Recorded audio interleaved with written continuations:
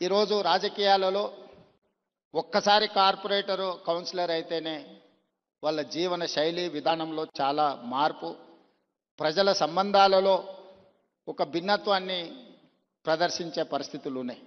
కానీ దత్తాత్రేయ గారిని చూసి నేర్చుకోవాలి. అజాతశత్రు అనే పదాన్ని మనం పుస్తకాలలోనే చదువుకుంటాం. కానీ బండారు దత్తాత్రేయ గారిని చూసినప్పుడు ఆ పదము 100% వారికి సరిపోతుంది. జాతీయ రాజకీయాలలో అటల్ బిహారీ వాజ్పేయి గారికి ఉన్న గౌరవం రాష్ట్ర స్థాయి రాజకీయాలలో బండారు దత్తాత్రేయ గారికి ఉంది అని చెప్పి మనం ఈరోజు గుర్తు చేసుకోవచ్చు.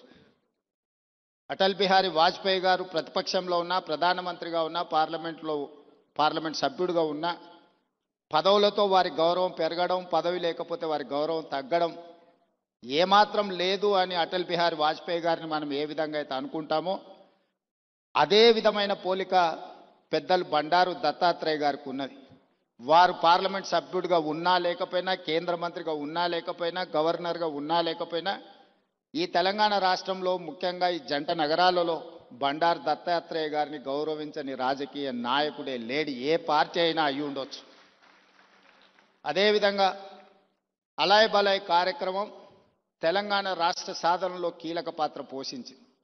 నాకు తెలిసి 19 సంవత్సరాల నుంచి బండారు దత్తాత్రేయ గారు నిర్వహించే అలాయ్ బలాయ్ కార్యక్రమం తెలంగాణ ఉద్యమానికి ఒక స్ఫూర్తిగా పనిచేసింది.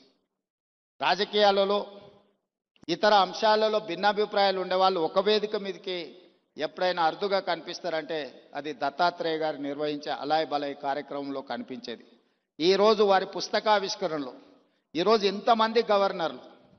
ఇంతమంది గవర్నర్లను ఒక వేదిక మీద నేను ఎప్పుడు చూడలే.